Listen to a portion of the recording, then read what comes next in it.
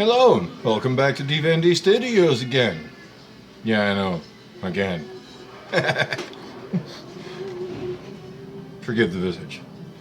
Um, Normally I'm not one to do trendy type stuff. Yeah, no. But I recently saw, several videos of, things I would do differently in my 20s or whatever. 5 things I would do differently in my 20s, 10 things, yada yada, so forth and whatever. So I thought I might add my own few things to that. And so I have a list of 5 things, blue fingers, 5 things I would do differently in my 20s. First of all, I would have been more committed. Like, in my 20s, I would start something and just give up on it within 5 or 10 minutes, thinking I could never do it.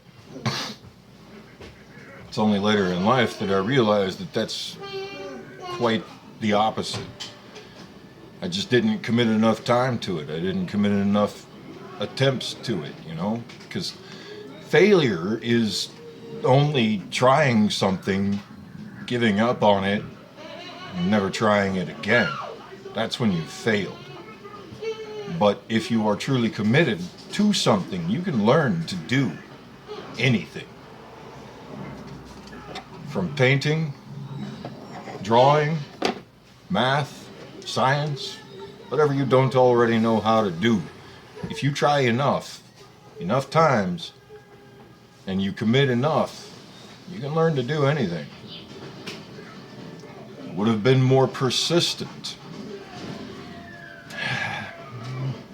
That one's a little more difficult to pin down, but it kind of goes hand in hand with being committed, really. I would have persisted through the suck, as they say in the military. No, I've never served in the military. That's one of the regrets I have. But anyway,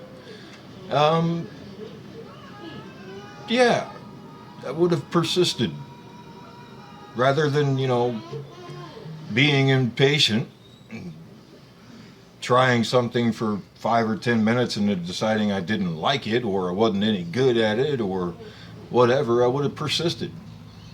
I would have tried to get that job that I didn't get,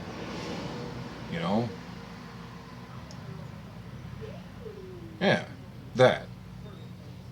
Number 3, I would have been more organized. Like, I'm somewhat organized today, and I do highly recommend everybody become organized for those of you who don't.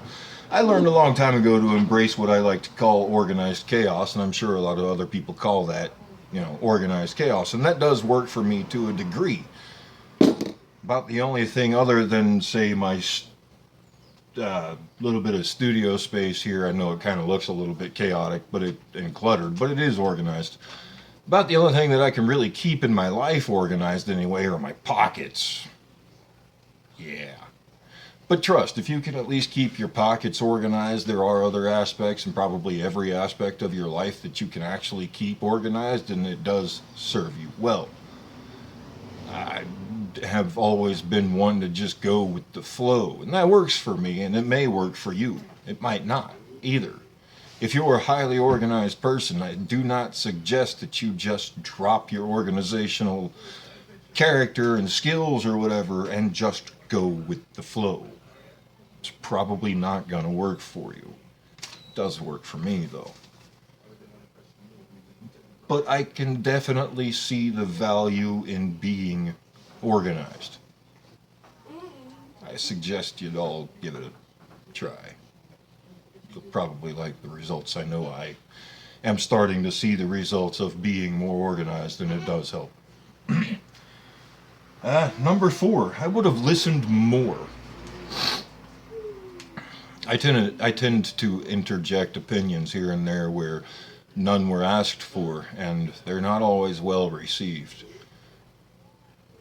It would behoove me greatly if I were to open my ears and close my mouth. But don't just listen to hear what the person says. I should also do that. And I sometimes do. You know, don't just listen to hear what the person is saying to you. Listen intently to understand what they're trying to convey. Because it's not just the words that they're telling you. It's the meaning behind the words. It's the intent behind those words. It's the feeling. It's the reason we create art. We're trying to convey something. Our experiences, the lessons we've learned through the wrongs and the mistakes that we have had in the past. We're trying to convey the things that those mistakes and those lessons taught us. You know, some of us, my age or older, we've learned a lot as we've went along in life, and sometimes those experiences can be transferred to other individuals, such as yourselves, whom may be looking for advice. It would have behooved me greatly in my 20s had I listened more, especially to my parents. I didn't listen to them enough, and I should have. For that, I'm sorry. But number 5 is right on the tail end of that. I would have spoke less. Because as I said previously, I often interjected my opinions, and I still do it a lot, when none were asked for or none were warranted. And I would speak at length about that which I did not know. I would speak and talk about a lot of things for which I really didn't have any understanding of, even a modicum of a grasp of understanding of that for which I was talking about. So yeah, I would have spoke less. But you know what? All in all, those 5 things, been more committed, been more persistent, been more organized, listened more, and spoke less in my early 20s, I would still be the man that I am today had I done those things differently then that I try to do now. I'm not saying I'm perfect, and I'm not saying that I do every one of these things all the time. I should, but I don't. We all have our foibles. We all have our imperfections. Sometimes they get the better of us. Sometimes they don't. But most of the time we learn from them. And it is what you learn and how you apply that knowledge that you learned that makes a lot of difference. That's what really counts. You learn from your mistakes so that you don't repeat the same mistakes over and over again. There is a reason that you make the same mistakes over and over and over again. It's because you didn't learn the lesson that you are supposed to learn from making those mistakes. Listen, none of us will ever be perfect. In fact, perfection to my mind does not exist.